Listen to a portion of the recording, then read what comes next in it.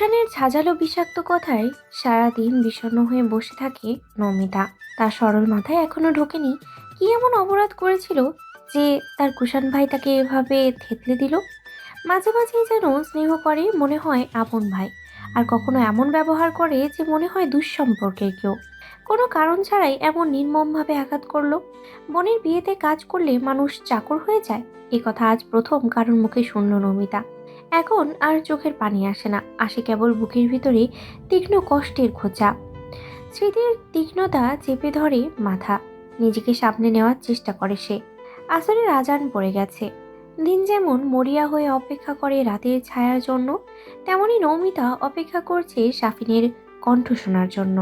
পুকুর ঘাটে পা তুলিয়ে চুপচাপ বসে আছে। পাশ দিয়ে হেঁটে যাচ্ছিল ফিরোজ। আজ ফিরোজ এসেছে শ্বশুরবাড়িতে। আফসানা আর নিকিতা তো আগেই এসে পড়েছে। ফিরোজ ঠাট্টা মিশ্রিত গলায় জিজ্ঞেস করে। কার কথা ভাবছে আমার শালিকা? আকস্মিক গলার স্বরে চমকে ওঠে নৌমিতা। মুখে এক ফাঁপা হাসি টেনে থতমত কণ্ঠেই উত্তর দেয়।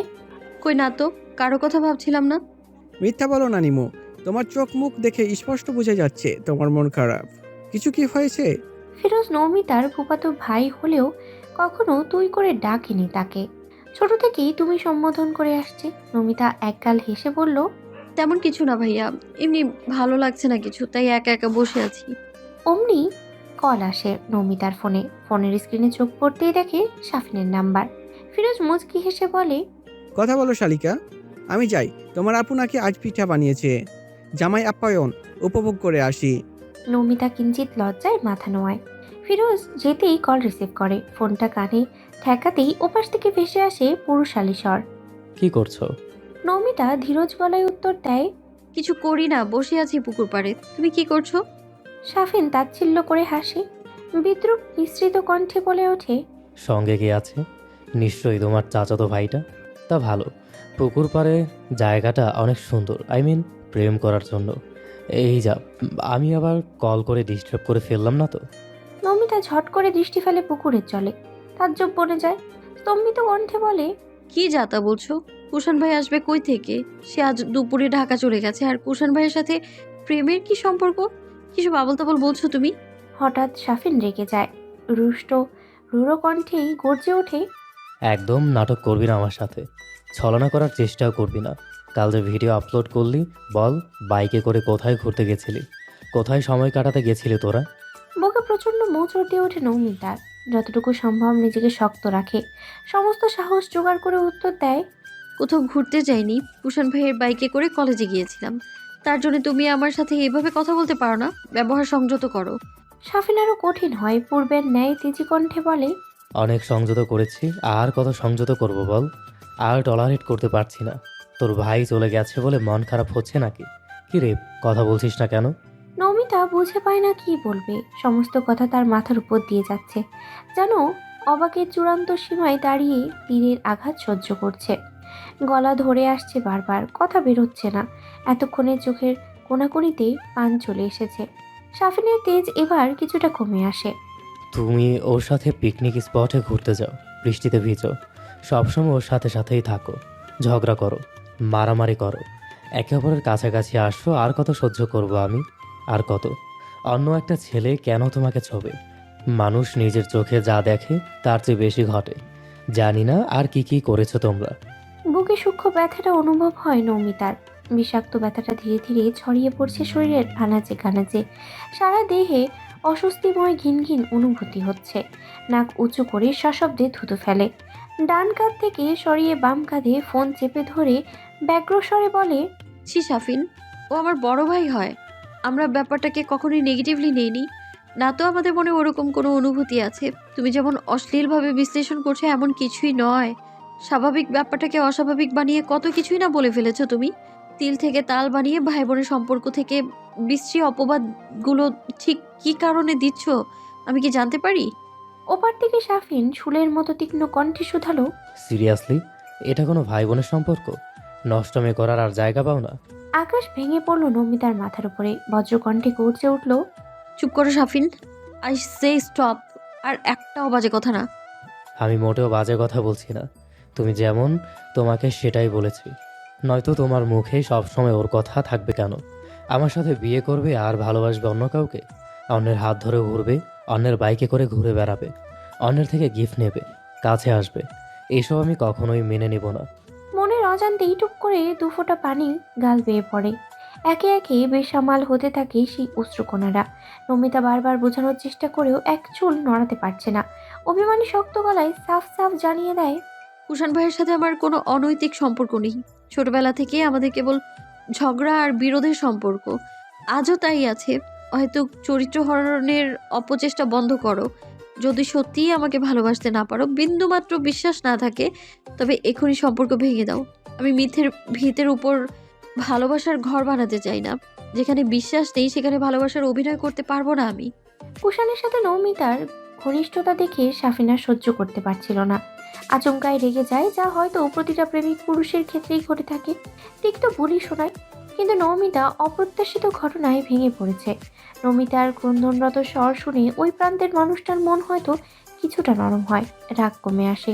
দীর্ঘশ্বাসের শব্দ শোনা যায়। কিছু মুহূর্ত দুজনেই চুপ করে থাকে, শুধু একে অপরের নিঃশ্বাসের শব্দ শুনছে।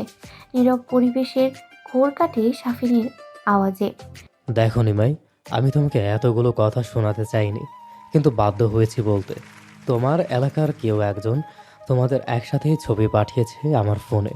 বিয়ে ভেঙে দেওয়ার জন্যই উস্কেছে আমার বাবাকে। সব আমি ম্যানেজ করে নিয়েছি।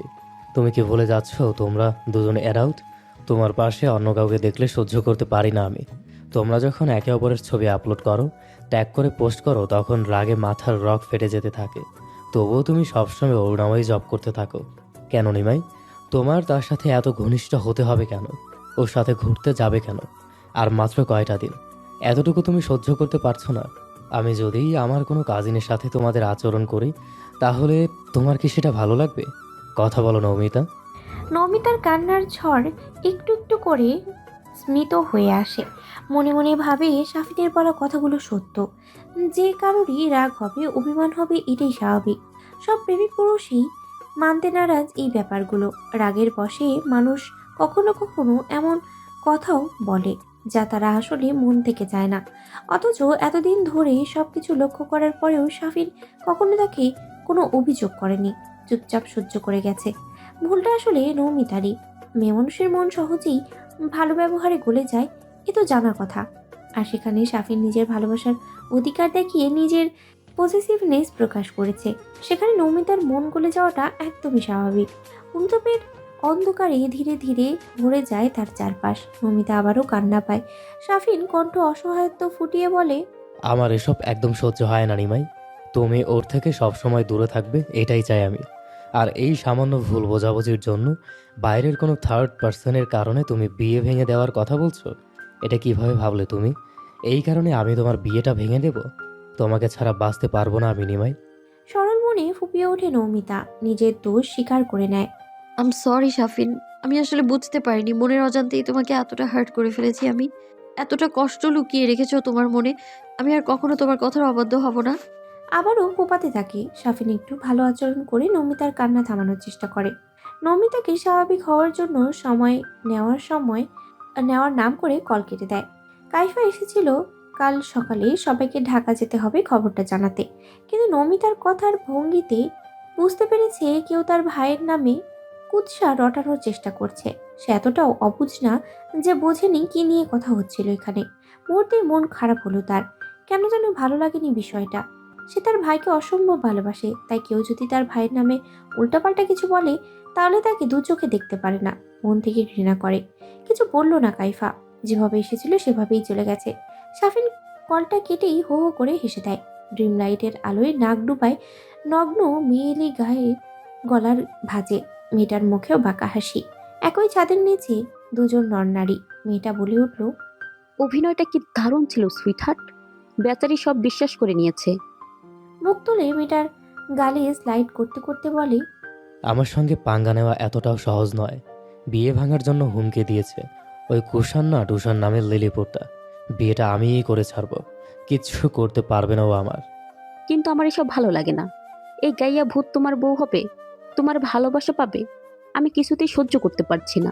আমার কষ্ট হচ্ছে জান। মেয়ের হাতটাতেই চুমু খায় সাফিন, বলে, বিয়েটা কেন করছি সেটা তুমি ভালো করেই জানো।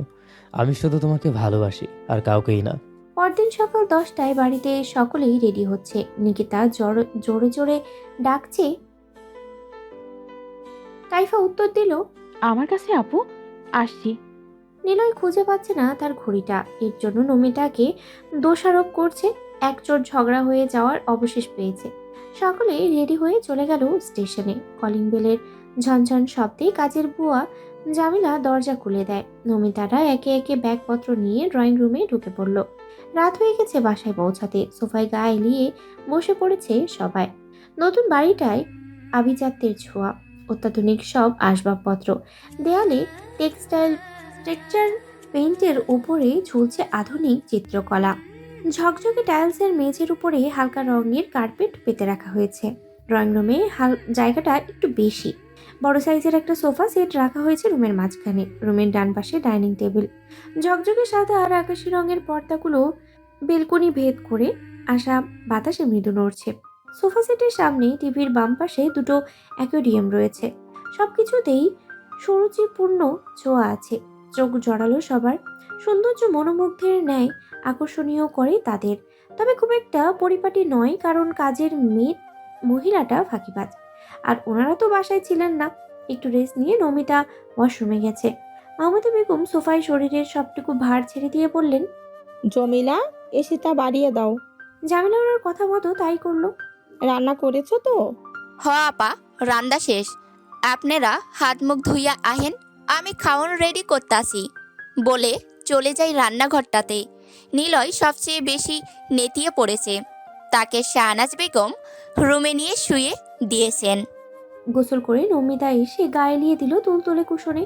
এই রুমটা সব রুম থেকে বেশি পরিপাটি এবং সমস্ত ফার্নিচার ফকফকে সাদা রঙের। দেয়ালের রংটা সাদা আর অ্যাশের কম্বিনেশনে রাখা হয়েছে। আর কিছু দেখতে পেল না নমিতা। চোখের রাজ্যে ঘুম হানা দিয়েছে। মাথায় এখনো টাওয়াল পেঁচানো। ক্লান্তিতে এই অবস্থায় ঘুমিয়ে পড়ল সে। গাঢ় ঘুমের মধ্যে নমিতা শুনতে পাচ্ছে তাকে কেউ ডাকছে। ঘুমো ঘুমো স্বরে বলল, কি ডাকছো কেন? বলে এপাশ থেকে ওপাশে হয়ে আরাম করে আবারও ঘুমিয়ে পড়ল। আকস্মাৎ হ্যাঁচকা টানে তাকে কেউ উঠে বসিয়ে দেয়। বিরক্ত হয় নমিতা। নিবু নিবু চোখে ঠাউর করতে পারে না মানুষটাকে। স্বপ্নের মতো লাগে তার কাছে। ঘুমটা অনেক বেশি গাঢ়, কারণ কাল রাতে দুটো আঘাতে ঘুমাতে পারেনি। সে যে তাদের বাড়িতে নেই এটাও বেমালুম ভুলে গেছে। ফের বিছানায় গায়ে লিয়ে দিতেই যাবে, অমনি চোখে মুখে পানি ছিটে পড়ে। অবাক হয় নমিতা। চোখ মুখ মুছে পুরোপুরি চোখের পাপড়িটা খুলতেই সামনে থাকা ব্যক্তির গম্ভীর আদল দেখে চমকে ওঠে সে। রক্তটা আদলে বিষফলা দৃষ্টি ফেলে তাকিয়ে আছে তার দিকে। কুষাণের ঝাঁঝালো বিষাক্ত কথায় সারাদিন বিষণ্ণ হয়ে বসে থাকে নমিতা। তার সরল মাথায় এখনো ঢোকেনি কি এমন অপরাধ করেছিল যে তার কুষাণ ভাই তাকে এভাবে থেতলে দিল। মাঝে মাঝে যখন স্নেহ করে মনে হয় হ্যাঁ। বাইরে মুষলধারে বৃষ্টি। বেসামাল বাতাস বইছে। দরজা জানালা সব খোলা থাকায় বাতাস সরাসরি রুমে প্রবেশ করছে। ভীষণ স্বচ্ছ ও পাতলা পর্দাগুলো উড়ে মৃদু শব্দ তুলছে। তাণ্ডব চলছে বাইরে। কুষাণ এমন ভয়ানক দৃষ্টিতে দাঁড়িয়ে থাকতে দেখে নমিতা ঘাবড়ে যায়। বাইরে থেকে আসা বাতাসে তিতির করে কাঁপতে থাকে। মাথায় হাত দিয়ে খুলে নেয় তোয়ালটা। ভেজা চুল পৃষ্ঠ স্পষ্ট করতেই শিউরে ওঠে মৃদু দেহ। এখনো কুষাণ কিছু বলছে না। নমিতা বুঝতে পারে না এখানে এমন সময় কুষাণের বিষফলা দৃষ্টি ফেলে দাঁড়িয়ে থাকার কারণ। হঠাৎ গতকালের ঘটনা মস্তিষ্কে হানা দেয়। রাগটা মনে পুষে রেখে শক্ত কণ্ঠে বলে ওঠে, কি সমস্যা কি তোমার? মুখে পানি ছিটালে কেন? আশ্চর্য! দেখছো একটা মেয়ে ঘুমোচ্ছে, তাকে এমনভাবে টেনে হিঁচড়ে তুলছো যেন বাড়িতে আগুন লেগেছে। অথচ কোনো কথা নেই, বার্তা নেই, কি কারণে তুলেছো তাও বলছো না। দিব্যি তার সামনে কারেন্টের খাম্বার মতো দাঁড়িয়ে আছো। What a joke! বলি, ব্রেন কি গুলিস্তানে পাইকারি দরে বিক্রি করে দিয়েছো? মনে তো হয় না দিব্য দিব্য জ্ঞান বলে কিছু একটা আছে। অপমানের প্রতিশোধ নিতে কড়া ভাষায় ঝাঁঝালো স্বরে কথাগুলো শুনিয়ে একটু নিঃশ্বাসও ফেলতে পারে না তার আগেই দিন দুনিয়া কাঁপিয়ে শক্তপোক্ত হাতটা সশব্দে তার গালে পড়ল। ভনভন করে উঠল মাথাটা। আকস্মিক পুরুষ্ট হাতের শক্ত থাপ্পড় খেয়ে টাল সামলাতে না পেরে মুখ থুবড়ে বালিশে পড়ল। মস্তিষ্ক ফাঁকা, কান দিয়ে যেন ধোঁয়া বেরোচ্ছে। কুষাণ ক্ষুব্ধ মেজাজে কণ্ঠে ঝাঁজ মিশিয়ে বলল, কার থেকে পারমিশন নিয়ে আমার রুমে ঢুকে আমারই পার্সোনাল বেডে ঘুমিয়েছিলে? গালে হাত রেখে অবুঝ শিশুদের মতো মাথা তুলে বসে। মুখের 1/3 ঢেকে আছে এলোমেলো চুলে। রুমটা ভালো করে দেখে বুঝতে পারে এটা কুষাণেরই রুম। একে তো শক্ত হাতে থাপ্পড়, তার উপরে শক্ত প্রশ্নবাদে বেচারি গা বাঁচাতে ভ্যাঁ করে কেঁদে দেয়। ওর কান্নার শব্দ পেতেই হন্তদন্ত হয়ে ছুটে আসে জেরিন আর আদিব। আদিব এসে কুষাণকে সামলায়। জেরিন নৌমিতার মাথায় হাত রেখে কুষাণকে বলে, কুশ, নিমুকে মারলি কেন? না হয় একটু তোর বেডে ঘুমিয়েছে, তাই বলে তোকে এভাবে মারতে হবে? ওর ভাগ্য ভালো, ওর হাড্ডিগুটি ভাঙেনি, শুধু একটা থাপ্পড়ে মেরেছে। মুখে কোনো লাগাম নেই, যাচ্ছে তাই বলে দেয়। একে 10 সেকেন্ডের মধ্যে এখান থেকে বিদায় কর, না তো ভাবতেও পারবি না ওর সঙ্গে কি করব। কুষাণকে সামলাতেই হিমশিম খাচ্ছে আবিদ। দুজনের সামনে এভাবে অপমান অপদস্থ হতে হবে কখনো ভাবতেই পারেনি। এই মুহূর্তে মাটি ফাঁকা করে ভেতরে ঢুকে যেতে ইচ্ছে করছে তার। দ্রুত দৌড়ে দৃষ্টির আড়াল হলো নমিতা। কুষাণ তপ্ত শ্বাস ফেলে। আবিদ দুষ্টু হেসে পকেটে হাত গুছে কুষাণকে বলে, মেয়েটা না হয় একটু তোর বিছানায় ঘুমিয়েছিল, তার জন্য এত জোরে মারতে হবে? আর 2 দিন পর তো শাফিনের বিছানাতেই ঘুমাবে, তখন তো নিমুর টিকিটুকুও খুঁজে পাবি না। কথাটা সম্পূর্ণ না করে জিভায় দাঁত পিষল আবিদ। আগুনের ফুলকি ঝরা উত্তপ্ত দৃষ্টিতে কুষাণ ঘাড় কাত করে তাকায়। বেনামি বিপদের আশঙ্কায় চটজলদি দৌড়ে আদিব দূরে সরে যায়। অতিরিক্ত রাগান্বিত হওয়ার ফলে কপালে রগ ফুলে উঠেছে কুষাণের, তাতে দাঁত পিষে বলে, তোর ঠ্যাং দুইটা খোড়া করে তোকে গুলিস্তানে মোড়ে যদি না বসিয়েছে, আমার নামও কুষাণ তরফদার নয়। অমনি ড্রেসিং টেবিলের পিছন থেকে হকি স্টিকটা বের করে ধাওয়া করলো আবিদকে। আবিদ এলোমেলো পায়ে দৌড়াচ্ছে, জেনের পেছনে লুকিয়েও রেহাই পাচ্ছে না। মাফ করে দে দোস্ত, দেখ তোর দুঃখ আর সহ্য করতে না পেরে এখানে এসেছি, একটু তো মায়া কর। নমিতাকে কাঁদতে কাঁদতে বেরোতে দেখে ভ্রু কুচকায় আফসানা তরফদার। কুষাণের রুমের সামনে আসে ঘটনার ময়না তদন্ত করতে। রুমে ঢুকে সন্দিহান কণ্ঠে জিজ্ঞেস করে, এখানে কি হয়েছে রে?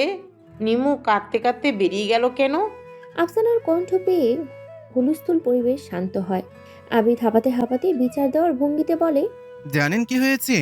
নিমু জানতো না যে এটা কুষাণের রুম, একটু ঘুমিয়ে পড়েছিল, আর কুষাণ এসে টেনে হিসলে নিমুকে তুলে দেয়। আচমকা ঘুম থেকে উঠে মেয়েটা রাগের মাথায় কি না কি একটু বলেছে, অমনি আপনার জল্লাদ ভাইপো ঠাটিয়ে চড় মেরেছে, অপমান করে বের করে দিয়েছে ঘর থেকে। আমি আশা নিয়ে তাকিয়েছিল কুষাণকে হয়তো 2-4টা বকা শোনাতে পারবে। তার ধারণা সম্পূর্ণ ভুল প্রমাণিত করে আফসানা তরফদার হাসি মুখে আহ্লাদি গলায় বললেন, তাহলে তো ভালোই করেছে। ওই মেয়ের কথার ঝাল কেমন তা আমি জানি, শুধু শুধু তো মারেনি। ওর সাহস কত বড়, আমার ভাইপোকে কথা শোনায়। খুব ভালো করেছিস বাবা, আমার সোনার টুকরো ভাইপো। শোন, এই হারামিগুলোদের কখনো ছাড় দেওয়া যাবে না, এমন করে শিক্ষা দিতে হবে। তুই ঠিক আমার মতো হয়েছিস। তোর মা বাবা ওদের নিয়ে যা আহ্লাদ করে না, রীতিমতো গা পিত্তি জ্বলন শুরু করে দেয়। ওই বেয়াদবটাকে আরও কয়েকটা ঠাঁটিয়ে দিতি, ইচড়ে পাকা মেয়ে একটা। আবিদ যেন আকাশ পড়ল ওনার কথা শুনে। হাঁ হয়ে তাকিয়ে আছে, কোথায় শাসন করবে ভাইপোকে উল্টো আরো উস্কে দিচ্ছে। এ কেমন ফুপু ভাইপোর পাল্লায় পড়ল সে। জেরিন মুচকে মুচকে হাসছে আবিদের অবস্থা দেখে, কারণ সে জানে আফসানা নিমুদের পরিবারকে দেখতে পারে না। আফসানা বেগম জেরিনের সাথে কিছুক্ষণ কথা বললেন। জেরিনকে উনি একটু আলাদা নজরেই দেখেন। জেরিনের বাবা বড়লোক বলে কুষাণের বাবাকে প্রায়ই বলেন জেরিনকে পুত্রবধূ করে একেবারের জন্য ঘরে আনতে, কিন্তু তার কথা কেউ পাত্তা দেয় না। মা, তুমি এখানে কি করছো? বড় মামা সেই কখন থেকে তোমাকে ডাকছে। ফাইজার কণ্ঠ পেয়ে সকলের দৃষ্টি গেল দরজার দিকে। তারপর সবার সাথে কুশল বিনিময় করে তার মাকে নিয়ে চলে যায় ফাইজা। কুষাণ ফোঁস করে নিঃশ্বাস ছেড়ে ডিভানের সামনে ছোট্ট টেবিলের উপরে ল্যাপটপটা রাখে, বলে, বিচার দেওয়ার আর মানুষ পেলে না, এমনিতে সহ্য করতে পারে না, আরো বিষ ঢেলে দিলে। আবিদ নাক মুখ কুচকে মুখ বাঁকায় বিরক্তি মাখা স্বরে বলে, আমি কি করে জানবো তোরা ফুপু ভাইপো একই কোয়ালিটির প্রোডাক্ট? থামো তোমরা, এবার কাজে মন দাও। জেরিন খুবই মনোযোগ দিয়ে ল্যাপটপের স্ক্রিনে কিছু খুঁজতে ব্যস্ত হয়ে পড়ল। রাগে গজগজ করতে করতে কাইফার পাশে এসে শুয়ে পড়ল নমিতা। ক্ষণে ক্ষণে নাক টানার শব্দে জেগে উঠল কাইফা। নমিতার দিকে ফিরে কাত হয়ে শুয়ে জিজ্ঞেস করে, এতক্ষণ কোথায় ছিলে আর কাঁদছো কেন? তোর জল্লাদ ভাইয়ের জন্য। শুষ্ক ভাঁজ ফেলে প্রশ্ন করল। ভাইয়া কি আবার মেরেছে? নমিতা ঠোঁট কামড়ে এক ধ্যানে চাঁদের দিকে তাকিয়ে থাকে, অন্য দিয়ে নাক মুছে ভেঙচি কেটে বলে, ওই বিটকেল ভাই মায়ের আর অপমান ছাড়া পারেটা কি? হ্যাঁ, সবসময় খ্যাক খ্যাক করা ছাড়া তো আর কোনো কাজই নেই তার। বদমাইশ খ্যাক শিয়াল একটা। কাইফা ফিক করে হেসে ফেলে। নমিতার হাতে ধরে ঝাঁকিয়ে বলে, ভাইয়া যদি এটা শুনতে পেত তাহলে তোমার গাড়ি আজ টর্নেডো চলতো। কুশন ওয়াশরুমে গিয়ে চোখে মুখে পানি দেয়। জীবনের সাথে যুদ্ধ করতে করতে বড্ড ক্লান্ত হয়ে পড়েছে। এদিকে পরীক্ষার প্রেশার, অন্যদিকে মানসিক নিপীড়ন। জীবনটা হঠাৎ করে এলোমেলো হয়ে গেছে। হঠাৎ চোখ আটকালো ওয়াশরুমের হ্যাঙ্গারে। জিনিসটা কি বুঝতে বেশি বেগ পেতে হয়নি কুষাণের। মিলি জিনিস দেখে আবারও মেজাজ খারাপ হলো তার। এখন যদি সে না এসে আবিদ আসতো তাহলে ব্যাপারটা কত লজ্জাজনক হতো। গর্ধবের জন্য একটুও শান্তি নেই, সবখানেই কিছু না কিছু অঘটন ঘটাবে। নিজের মাথায় নিজেই চাটি মেরে কাপা কাপা হাত দিয়ে বাড়িয়ে নিল সেটা। লজ্জায় ঠোঁট কামড়ে হাসছে। ভাগ্যের কি লীলা, বিয়ের আগে এসব জিনিস নিজের ওয়াশরুমে মুঠোতে নিয়ে অনেক কষ্টে আবিদের চোখ ফাঁকি দিয়ে কাবাডে লুকিয়ে রেখে দেয়। চাপা নিঃশ্বাসটা ছেড়ে কপালে বৃদ্ধাঙ্গুল দ্বারা স্লাইড করতে করতে নমিতার কথা ভাবে। কত সহজ সরল বোকা তার নিমো। পরের দিন সকাল হতেই নমিতার ফ্যাঁচফ্যাঁচানি কান্না। কাঁদতে কাঁদতে এমনভাবে আহাজারি করছে যেন তার জামাই মারা গেছে। কাইফা গুমো গুমো চোখে অস্থির চিত্তে বলল, কি হয়েছে আপু? সাত সকালে আবার কি হলো? ভাইয়া কি আবার মেরেছে? টিস্যু দিয়ে নাক মুছে নমিতা। আমার সবকিছু শেষ রে কাইফু, আমার সব শেষ। নমিতা সিরিয়াস ভঙ্গিতে কানাকাটি শুনে কাইফার ঘুম উমে যায়। ঝট করে উঠে বলে, কি শেষ হয়েছে আপু? শাফিন দুলাভাই বিয়ে ভেঙে দিয়েছে নাকি? ইন্নালিল্লাহ। নমিতা কান্না থামিয়ে পৃথিবীর সবটুকু উষ্ণতা চোখে এনে দৃষ্টিপাত করে, যেন এখনই কাইফাকে চোখের আগুনে ভস্য করে দেবে। ভোরকে যায় কাইফা। বিমূঢ় হয়ে জিজ্ঞেস করে, না মানে মুখ ফসকে বলে ফেলেছি, ওসব ছাড়ো, কি হয়েছে সেটা আগে বলো। কাল তোর বিটকেল ভাইয়ের ওয়াশরুমে গোসল করে ইনারটা সেখানেই ফেলে এসেছি। ওয়াশরুমে ঢুকলে অবশ্যই চোখে পড়বে। দুটো বড় বড় ছেলের সামনে আমার মান সম্মান সব ধুলিসাৎ হয়ে গেছে রে। এখন কি হবে আমার? আমি ওদের সামনে যাব কি করে? আমাকে দেখলে তো ওরা হেসে দেবে। কি লজ্জা! ছি, ইয়া আল্লাহ, আমার তো সব শেষ। নমিতার আহাজারি শুনে কাইফার কপালে হাত। কোনো উপায়ন্তর না পেয়ে সে নিজেই কুষাণের ঘরে গেল। নমিতার ব্যাগপত্র নিয়ে আসে, কিন্তু ওয়াশরুমে গিয়ে কাঙ্ক্ষিত জিনিসটা আর খুঁজে পায় না। সত্যি সত্যি নমিতা ওই দিন আর রুম থেকে বের হয়নি। কি করে বের হবে? ওদের সামনে পড়লেই তো লজ্জায় শেষ হয়ে যাবে। স্বাভাবিক নিয়মেই মাঝখানে কেটে গেল একটা দিন। আজ মঙ্গলবার। নতুন দিনের প্রতিশ্রুতি নিয়ে সূর্য তার আলোর ঝলক ছড়িয়ে দেয় পৃথিবীতে। দিনের সেই মোহনীয় সূচনা। বাড়িটা মূলত 4 তলা বিশিষ্ট। হানিফ তরফদাররা 3য় তলা নিজেদের জন্য বরাদ্দ রেখে পুরোটা ভাড়া দেওয়ার চিন্তাভাবনায় রেখেছিলেন। সকলের নাস্তা আনুষ্ঠানিকতা প্রায় শেষ। তখনই সপ্রভিত উপস্থিত ঘটেছে নমিতা আর ফাইজার। দুজনেই অবলীলায় বসে পড়ল নাস্তার টেবিলে। খোলা বেলকুনি দিয়ে আসা রৌদ্রোজ্জ্বলের ঘরটা দীপ্তিময় রূপ নিয়েছে। নাজিম তরফদার আর হানিফ তরফদার বিয়ের আয়োজন নিয়ে আলোচনা করতে রুমে চলে গেলেন। কাইফা রাহেলা বানুর জন্য এখানে বসেই পান বানাচ্ছে। নমিনাদের খাওয়া প্রায় শেষের দিকে। তখনই আগমন ঘটল কুষাণ আর আবিদের। এসেই দুজন দুটো চেয়ার টেনে বসে পড়ল। কুষাণ হাফ ছাড়লো তার মায়ের উদ্দেশ্যে। নমিতা মুখ বাঁকালো, হাত শুদ্ধ করে উঠে গিয়ে সোফায় আরাম করে বসলো। কাইফাকে ডেকে বলল, কাইফা রে। কি আপু? নমিতা ঠোঁট গোল করে হতাশার শ্বাস ফেলে আওড়ালো, জীবনটা আসলে ডিসিপি চিত্রলের মতো হয়ে গেছে। যাই করি না কেন শেষ বেশ সব দোষ আমার ঘাড়েই পড়বে। গা ছাড়া ভাব নিয়ে উঠে চলে গেল সে। কুষাণ সরু চোখে তাকায়, একবার ফিরে দৃষ্টি সংযত করে। নমিতা আবার কি গন্ডগোল পাকালো। ভাবতে ভাবতেই কুষাণ খেতে শুরু করে। কুষাণ আর আবিদ যখন খাওয়া শেষ করে উঠতে যাবে তখনই কিছু অস্বাভাবিক মনে হলো। আবিদের হাঁটুর নিচে প্যান্ট আটকে গেছে চেয়ারের সাথে। 2-1বার চেষ্টা করার পরেও ছোটে না। তখন আবিদ বলে, দোস্ত, চেয়ারে প্যান্ট আটকে গেছে। কি বলিস? চেয়ারে প্যান্ট আটকে যাবে কি করে? দেখি তো। দেখে প্যান্টটা সত্যি আটকে গেছে চেয়ারের সঙ্গে।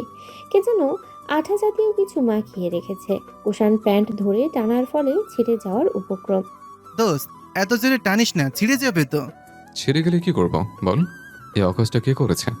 দেখে তো মনে হচ্ছে ইচ্ছে করেই গরিলা গ্লুর মতো কিছু একটা মাখিয়ে রেখেছে।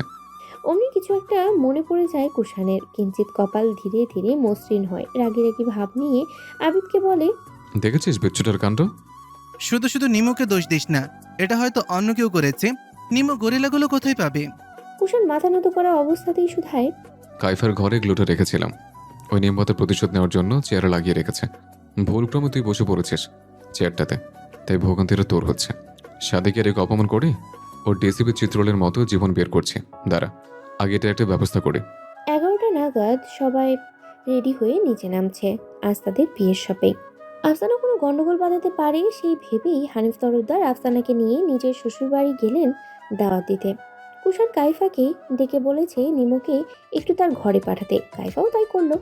দিদার সংশয়ে জর্জরিত নৌমিতা ঘরের বাইরে দাঁড়িয়ে দুইবার উকিঝুঁকি দিয়ে ভাবছে ঢুকবে নাকি ঢুকবে না। হিচকিচানিতে ভুগছে সে।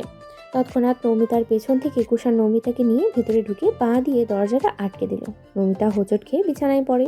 চওড়া কাঁধ কিছুটা উঁচু করে বুকে হাত গুজে টান টান করে দাঁড়ায় কুষাণ। ছোট ছোট চোখ করে তাকিয়ে বলে, চেয়ারে গ্লুটা তুই লাগিয়েছিস তাই না? প্রতিশোধ নিতে চেয়েছিলে। এখন যদি আমি প্রতিশোধ নেই তাহলে কেমন হবে? নমিতা ভয়ে শুষ্ক ঢোক গিলে জিবা দিয়ে ঠোঁট ভেজায়। ভয়টাকে দূরে ঠেলে মিষ্টি করে একটা হাসি দেয়। কেন জানি মনে হচ্ছে এখন ছলনা করাই শ্রেয়।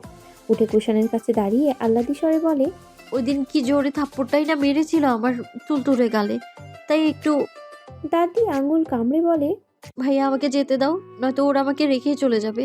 কুষাণ এক পলক অপত্যমস্তক পরক করে। এই, কোনো নাটক করবি না আমার সাথে।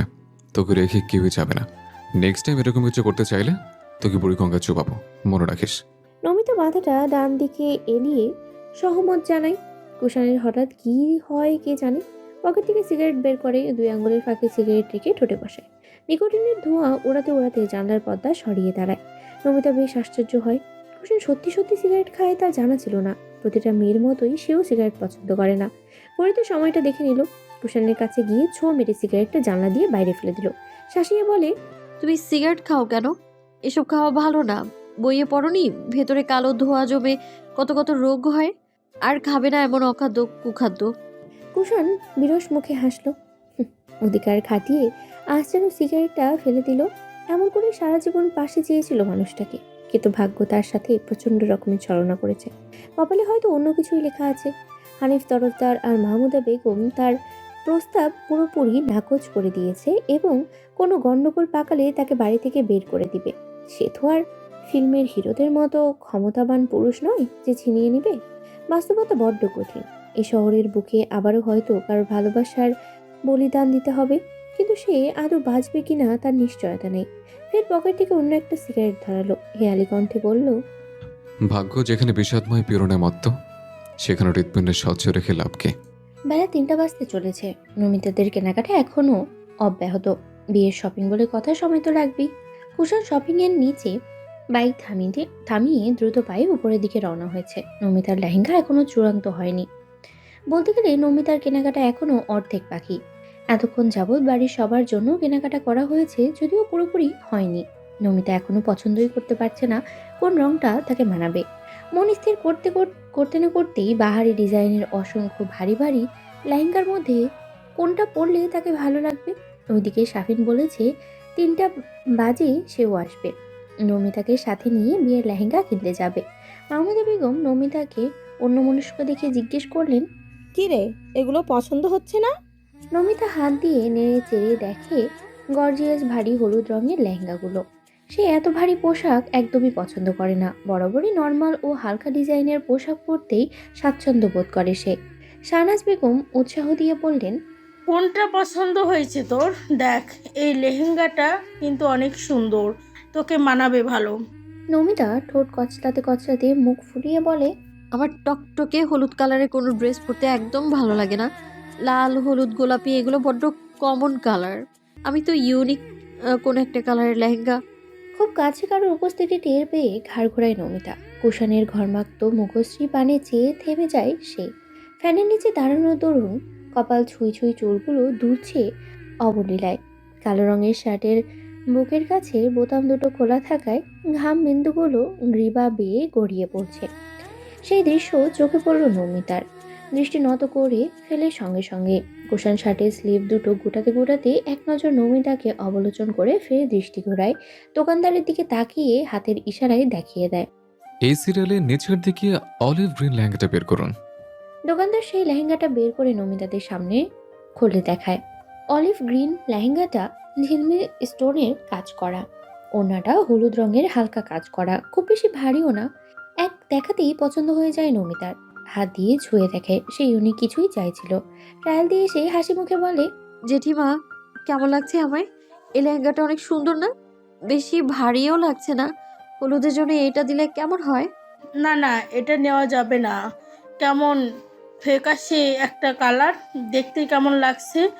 তুই বউ, হলুদে অনুষ্ঠানে উজ্জ্বল কালার পরবি, সবাই তোকে দেখবে।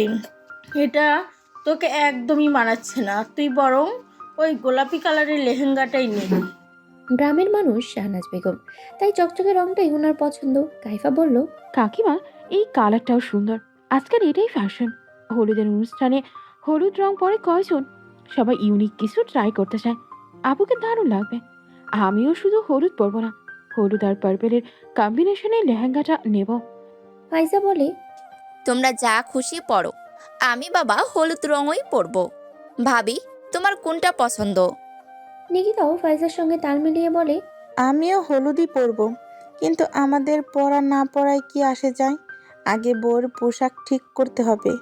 সবাই বউকে দেখবে, আমাদের না। নমিতার মন খারাপ হয়ে যায়। মনে হচ্ছে হলুদটাই পরতে হবে। ফ্যানের টিপ টিপ শব্দ মনোযোগ ক্ষুণ্ণ হয়। কুশন পকেট থেকে ফোনটা বের করে কানে চাপে। যেতে যেতেই বলে, কাইফা আর নেমো আমার সাথে আয়। নমিতা আর কাইফাকে অন্য একটা দোকান থেকে তাদের পছন্দ মতো ডিজাইনের লেহেঙ্গা কিনে দিল কুশান। নমিতার গায়ে হলুদের জন্য লেহেঙ্গাটা সে পরশুই বুকিং করে রেখে গেছে। সবার ইচ্ছে যখন নমিতা হলুদই পরবে, আর এই লেহেঙ্গাটাই হলুদের মধ্যে হলেও অনেক সুন্দর ডিজাইন, তাই সে আর না করতে পারল না। সাফিনের সঙ্গে একটা রেস্টুরেন্টে ঢুকেছে নমিতা। দুজনের সামনেই কফি, কি যেন বলছে আর হাসছে। দূরে বসে তার নজর রেখেছে কুশান আর আবিদ। কুশানের মুখে অমানবিক ভয়াবহতা স্পষ্ট। উত্তপ্ত শলাকার মতো দৃষ্টি তার। রাগটাকে খুব সাবধানেই সামলালো। ঘন ঘন শ্বাস ফেলছে। আবিদ ওদিকে তাকিয়ে বলছে, এই ধরবি না, যা, ধরেই ফেললো। সাফিন নমিতার হাত ধরার সঙ্গে সঙ্গে দাঁড়িয়ে পড়ল কুশান। এখনই মনে হয় বড় কোনো বিস্ফোরণ ঘটবে। আবিদ বলল, আরে ভাই, কি করছিস? শান্ত হ। রাগের মাথায় উল্টাপাল্টা কিছু করিস না। বালের শান্ত হব। ওই জানোর আমার নিমোর হাত ধরেছে কেন? আবিদ কুশানকে ধরে রেখে বলে, ওরা একে অপরকে ভালোবাসে, বিয়েও ঠিক হয়ে গেছে। হাত ধরা একটা খুবই কমন ব্যাপার, এত হাইপার হওয়ার কি আছে? হ্যাঁ, রিয়েলি? তাহলে ওই দিন লাবণীকে ছেড়ে দেওয়াতে ছেলেটাকে বিটালি কেন? দমে গেল আবিদ। ঢ্যাবলার মতো হেসে কুশানকে শান্ত করার চেষ্টা করে। অমনি দেখতে পায় সাফিন পকেট থেকে আংটি বের করছে। নমিতা খুশিতে দাঁড়িয়ে পড়ছে, হাত দিয়ে মুখ চেপে হাসছে। আবিদ বলল, এখন রিংটা পরিয়ে হাতে চুমু খাবে, দেখে নিস। টিকটকে কত দেখেছি, আজকালকার এটা ট্রেন্ড। কুশানের এক সেকেন্ডও না দাঁড়িয়ে নমিতার কাছে চলে গেল। সাফিন আংটিটা পরিয়ে ফেলেছে, কিন্তু যেই না চুমু দিতে যাবে অমনি কুশান হাজির। ভরাট কণ্ঠে ডাকলো, নেমো। নমিতার দৃষ্টি পড়ে কুশানের দিকে। সাফিনের মেজাজ খারাপ হলেও তা প্রকাশ করে না। কুশান ত্রস্ত কণ্ঠে বলে, তাড়াতাড়ি আয়, তোকে সবাই খুঁজছে। একটু আগে শাড়ি কেনা শেষ হয়েছে ভাইয়া। শাড়ি লেহেঙ্গা কিনিস নি? তোর না শখ লেহেঙ্গা পরে বিয়ে করবে? নমিতা কি বলবে বুঝতে না পেরে জোরপূর্বক হাসে। সাফিনদের ফ্যামিলিতে নাকি বিয়ের দিন লাল টুকটুকে শাড়ি পরতে হয়, লেহেঙ্গা রিসেপশনে পরবে, এমনটাই বলেছে তারা। অ্যাকচুয়ালি আমাদের পরিবারে বিয়ের দিন কেউ লেহেঙ্গা পরে না, নিমায়া পরবে না। আমার মায়ের পছন্দের লাল টুকটুকে বেনারসি পরবে, লেহেঙ্গা রিসেপশনেও পরতে পারবে। কুশান মনে মনে ওড়ালো, কিপটামির আর জায়গা পাস না, কিপটুস কোথাকার। নমিতা পরিস্থিতি স্বাভাবিক করতে হেসে হেসে বলল, একটু পরেই যেতাম, তুমি তার আগে চলে এলে। কুশান ভ্রু কুচকে বলে, আমি এসে কি খুব বড় অসুবিধায় ফেললাম? নমিতা থতমত দৃষ্টিতে একবার সাফিনের দিকে তাকিয়ে বলল, না না কুশন ভাই, তেমন কোনো ব্যাপার নেই। তাহলে এখন চলে। সাফিন জোরপূর্বক হেসে বলল, যাও নিমাই, পরশু দেখা হচ্ছে তাহলে। ভালো থাকো, আর ভাইয়া আপনিও ভালো থাকবেন। কুশান কটমট দৃষ্টি ফেলে সাফিনের কাছে এসে হুমকি স্বরূপ বলে যায়, আমার নেমো বিয়ের দিন লেহেঙ্গাই পরবে। বিয়েতে বরযাত্রী হতে পারলেও বড় হতে পারবি না, এটা আমার চ্যালেঞ্জ। সাফিন কিছু বলতে যাবে তার আগেই কুশান তাচ্ছিল্য হেসে ব্যঙ্গ কণ্ঠে বলে, না না, চিন্তা করবেন না, বিয়ের আয়োজন খুবই ধুমধাম করে করছি আমরা। নমিতা এক নজর দেখে যেতে যেতে তাড়া দিল কুশানকে। চিন্তা করিস না, তোকে রোজ খাওয়া থেকে বঞ্চিত করবো না। বলে কুশান আর কোথাও না তাকিয়ে বড় বড় কদম ফেলে নমিতার কাছে চলে যায়। শপিং করে বাড়ি ফিরতে ফিরতে রাত হয়ে গেছে তাদের। সারাদিন ঘোরাঘুরির পর সবাই বেশ ক্লান্ত, তবুও সারাদিন কিনতে পারেনি।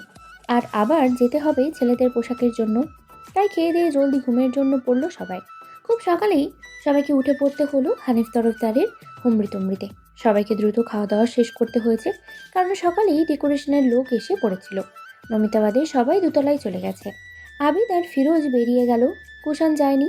সে সোফায় বসে পপকর্ন খাচ্ছে। নেভি ব্লু ট্রাউজার আর ওভারসাইজ টি শার্ট পরে পায়ের উপরে পা তুলে বসে আছে। হানিফ তরফদার ডেকোরেশনের লোকদের বলছেন, এদিকটায় বেশি করে ফুল দিবেন, যেমন ছবিতে দেখিয়েছিলাম তেমন করে দিবেন। আচ্ছা, সবাই এখানে, তাহলে ছাদ ডেকোরেটর করবে কে? আমাদের আরো লোক আছে সাহেব, ওরা আসতেছে, ওরা আসলেই সাজানো শুরু হবে। কুষাণ চারদিকে খুঁটিয়ে খুঁটিয়ে দেখে। পপকর্নের বাক্সটা হাতে নিয়ে অন্যমনস্ক ভঙ্গিতে চিবোতে চিবোতে তার বাবাকে শুনিয়ে শুনিয়ে বলে, এমনভাবে ওদের গাইড করছো যেন নিজের ছেলের বিয়ে। এত নিখুঁতভাবে সাজানোর কি কোনো দরকার আছে? বিয়ে তো তার নিজের ছেলের সঙ্গে দিচ্ছ না। হানিফ তরফদার একটু কুঁচকে ওঠেন। কথার মধ্যে শুষ্ক খোঁচা অনুভব করলেন। সুযোগ পেয়ে কুষাণ যে ক্ষোভ ঝাড়ছে তা বেশ ভালোভাবেই বুঝতে পারছেন। তিনি অন্যদিকে ফিরে গলায় তুচ্ছ বিরক্তির সুর টেনে বললেন, দুনিয়াতে এত মেয়ে থাকতে ছেলের দৃষ্টি কেন ওখানেই পড়তে হলো? একবারও লজ্জা করলো না? ছেলের চিন্তা ভাবনা যদি হয় অবাস্তব, তাহলে আমাদেরই বা কি করার আছে? তবুও যদি সময় থাকতো জানাতো, তাহলে দেখে শুনে কিছু একটা করা যেত। তাছাড়া এমন বেকার ছেলের কাছে কোন বাবা তার মেয়েকে তুলে দেবে? বোধ বুদ্ধি কি সব গিলে খেয়েছো? ছেলের বাবাই যদি নিজের খালাতে বোনকে বিয়ে করে থাকে, তাহলে ছেলের লজ্জা আসবে কোত্থেকে? আমি না হয় বোধ বুদ্ধি গিলে খেয়েছি, ছেলে বাপ তো স্মৃতিশক্তি গিলে খেয়েছে। স্টুডেন্ট হওয়ার পাশাপাশি আমি একজন ফ্রিল্যান্সার, বেকার নই। এটাও কি ভুলে গেছো? অবাস্তব কি বাস্তব? তখনই নাজিম তরফদার এসে বললেন, কি নিয়ে কথা বলছো তোমরা? হানিফ তরফদার গলা খাকারি দিয়ে নাজিম তরফদারকে নিয়ে যেতে যেতে বললেন, ও কিছু না, বাজারের লিস্ট করেছিস তো? বলতে বলতেই গেলেন ওনারা। ওদিকে কুষাণ কিছুক্ষণ কপাল কুঁচকে বসে থেকে পপকর্নগুলোকে রেখেই চলে গেল নিজের ঘরে। সকাল থেকে নমিতা ঘর থেকে বের হয়নি। সময় পেরিয়ে সন্ধ্যা নামলো। তারপর ঘর থেকে বেরোলো নীরবে চুপিসারে। কুষাণের মামার বাড়ি থেকে মেহমান এসেছে কিছু। সবার সাথে কুশল বিনিময় করে আবারও চলে গেল রুমে। লাইট বন্ধ, গভীর রাত, তবু তার মনে হাসি নেই। বিয়ে নিয়ে তার চোখে সেই পূর্ণতা, উচ্ছ্বাস, হৃদয়ের অনন্ত প্রশান্তির জোয়ার, আর ঠোঁটের সেই প্রাণবন্ত হাসিটা নেই। নিথর বিমূঢ় অচেনা কোনো শূন্যতা ডুবে আছে সে। কোনো এক কারণে কাইফাও তাকে আজ বিরক্ত করতে আসেনি। সে নিজের মতোই মগ্ন হয়েছিল কুষাণের ডায়েরিতে। কোনো এক অদৃশ্য শিকল তাকে বেঁধে রেখেছিল সোনালি পৃষ্ঠার কালুকালির আঁচড়গুলোতে। ঘর থেকে যেন বেরোতেই পারছে না। দুটো ডায়েরি পড়ে শেষ করেছে সারাদিনে। শেষে দুটো পৃষ্ঠা অবশ্য বাকি, কাইফা চলে আসায় পড়তে পারেনি। ডায়েরির প্রথম পৃষ্ঠায় দৃষ্টি রাখতেই হাসি বিলিয়ে যায় এক দমকা হাওয়ায়। পরপর লেখাগুলো উলটপালট করে দেখে তাকে। ছিন্নভিন্ন বুকে নেত্র সলিলায় ভিজে উঠে পৃষ্ঠার পর পৃষ্ঠা। কতক্ষণ যে বাঘহারা হয়ে অস্ত্র দিয়েছে তার নিজেরই খেয়াল নেই। অবিশ্বাস্য দৃষ্টি এখনো মেঝেতে নিবদ্ধ। এখনো বিশ্বাস করতে পারছে না যে এই মানুষটাকে তাকে সবসময় অপমান করে, গায়ে হাত অব্দি তুলে সে তাকে জীবনের সবচেয়ে বেশি ভালোবাসে। রক্ত ঝরা প্রেম। একটা গল্পও লিখেছে তাকে নিয়ে। মস্তিষ্ক থেকে কিছুতেই বের করতে পারছে না। চোখ মুখ অসম্ভব রক্তিম বর্ণ ধারণ করেছে। একটা মানুষটি কতটা ভালোবাসলে ডায়েরির সাদা কালো পৃষ্ঠাতে এত গভীরভাবে আবেগটুকু সাজাতে পারে তা জানেনি নমিতা। কিছুতেই ভুলতে পারছে না। কেমন যেন নিশুতি অন্ধকারে তলিয়ে যাচ্ছে। কাইফার রুমে টেবিলের নিচে মেঝেতে পড়ে থাকা দুটো ডায়েরি দেখতে পায় সে। গলা ব্যথায় রুম থেকে বেরোয়নি আজ। ডায়েরিগুলো উপরে তুলতেই গেলে অমনি চোখ ভেসে ওঠে কুষাণের নাম। দেখেই বুঝে গেল এগুলো কুষাণের ডায়েরি। মাথায় দুষ্টবুদ্ধি এঁটে পড়তে শুরু করলো। প্রথম পৃষ্ঠায় যেমন দমকা হাওয়া ভেসে যায় সে। পরপর এত বড় ধাক্কা খাবে স্বপ্নেও কখনো ভাবেনি। অন্তর্দ্বন্দ্বে দগ্ধ হচ্ছে বারবার। কান্না করা ছাড়া আর কিছু করার নেই, কোনো উপায়ও নেই। ভয়াবহ কঠিন পরিস্থিতিতে দাঁড়িয়ে আছে সে। আগে জানলে কি এমন হতো? একজনকে ভালোবেসে বিয়ে করছে আর আরেকজনের জীবন মৃত্যুর মুখে ঠেলে দিচ্ছে। কেন কুষাণ ভাই তাকে এত ভালোবেসেছিল? সেই ছোট্টবেলা থেকে তার সাথে কাটানো অসংখ্য স্মৃতি ডায়েরিতে নিবদ্ধ। নিঃসন্দেহে সে আজ করতে পারছে এই রক্তমাখা প্রেমের গভীরতা। সে চাইলেও সাফিনকে ছেড়ে কুষাণকে ভালোবাসতে পারবে না। তবুও তার কষ্ট হচ্ছে, দম বন্ধ হয়ে আসছে। এই ডায়েরিটা আজ না পড়লে হতো না। কেন সে ধরেছিল? কোন দিকে যাবে সে? কুষাণ কেন তাকে মনের কথাগুলো খুলে বলল না? কুষাণের এত ভালোবাসা দেখে কোনো মেয়েই ফিরে দেবে না। আজ যখন সে অন্য কারোর বউ হতে চলেছে তখনই তার সব জানতে হলো। ডায়েরিগুলো আজ না পড়লে হতো না। আপু, তুমি এখনো মেঝেতে বসে কি করছো? ঘরের ভেতরে থাকায় আকস্মাৎ আওয়াজেই কেঁপে ওঠে নমিতা। লাইট বন্ধ, ফোনের স্ক্রিনের আলো অহেতুক জ্বালিয়ে রেখেছে। উঠে কাইফার সঙ্গে গিয়ে শুয়ে পড়ল। কিন্তু কুষাণের সাথে কাটানো প্রতিটা স্মৃতি তার মস্তিষ্কে জলজল করে ভেসে উঠল। ঘুম আর ধরা দিল না তার চোখে। সাবধানে কুষাণ, সামলে হাট আর মুখটা বন্ধ রাখ। কুষাণকে সামলাতে বেশ বেগ পোহাতে হচ্ছে হানিফ তরফদারের। নেশাগ্রস্ত কুষাণ টলমলে পায়ে হাঁটছে। ছেলের এমন অবস্থা দেখতে হবে কখনো স্বপ্নেও ভাবেননি তিনি।